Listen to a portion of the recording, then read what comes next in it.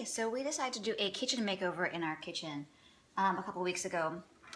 And it's kind of daunting to do that kind of stuff because, well, number one, what happens if you mess up? And then number two, what happens if you mess up?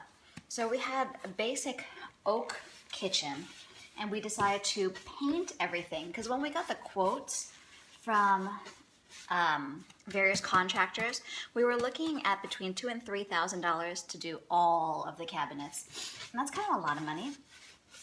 And that wasn't even including the distressing of the cabinets. So we decided, hey, you know what, we can probably try and do this ourselves. And we got this fantastic stuff from Petals and Vine in McKinney, and it's called Amy Howard One Step Chalk Paint. And that is what turned our oak cabinets to this really beautiful milky white color. But we didn't really want milky white, we wanted distressed cabinets.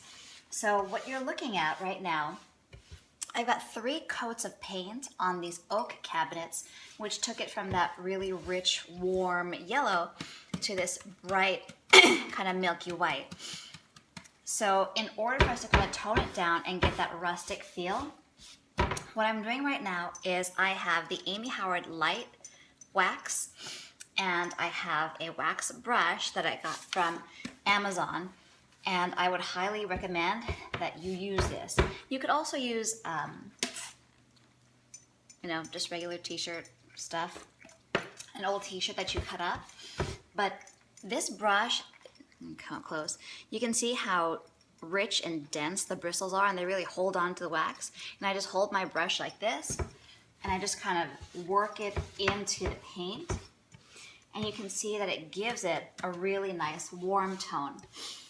So some people would stop here, but I'm really looking for that kind of tea-stained feel.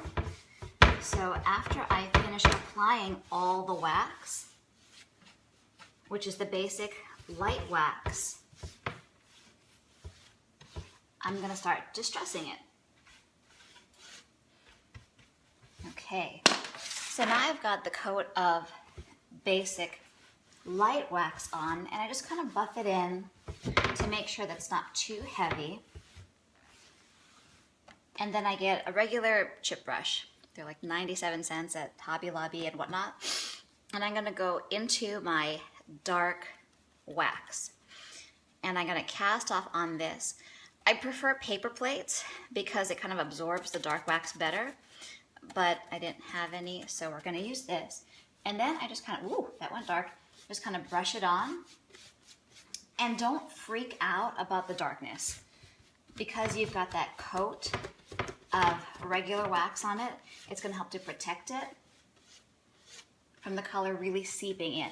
Now, if you want to go all out dark, go on with your bad self and go straight on with the dark wax. But what I like with this is I have the ability to take my cloth and just kind of buff it in and take off the parts that I'm not crazy about it being too dark. Just like that. And you can see that it's given it a tea stain. And then what I do is I go back, and we've got all this cool beveling on the cabinets, which didn't show when it was, you know, plain wood. So I just go into the beveling, and I just start using my chip brush. And you'll notice that I'm front loading it, so it's just like the tip of it like that. And I load it pretty heavy, and I just go all the way around. And I focus on the areas where hands would naturally touch a cabinet. And we'll just go all the way down, just like that. And go all the way around the cabinet. And then you have the option of more or less. It's kind of the cool thing about distressing your own cabinets is you get to be your own little artist. So I go all the way around, and I'll even do the edges, of course. Now this sets up pretty fast, and what you'll find is as you continue to work, you're going to have little pieces of wax on the ground. So be careful with that. Either clean it up right away or put a drop cloth under you, and that helps to mitigate the cleaning process or make it easier. And even the beveling on the face, I'll do. And I don't really stress about doing all of it perfectly the first time around, because after I finish everything, I'll be able to go back and kind of decide what I want to redo, if I want to add a little bit more, if I want to take off a little bit. If you want to take off a little, what you can do is just get a tiny bit of clear wax or light wax. Like, let's say I didn't want it so dark over here.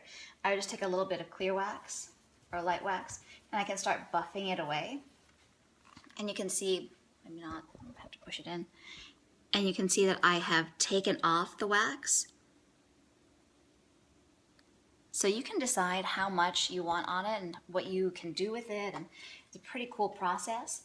Time consuming, but after the quotes, man, I mean, you save so much and it's really fun. So happy waxing, happy kitchen makeovering, and have a great day. Bye.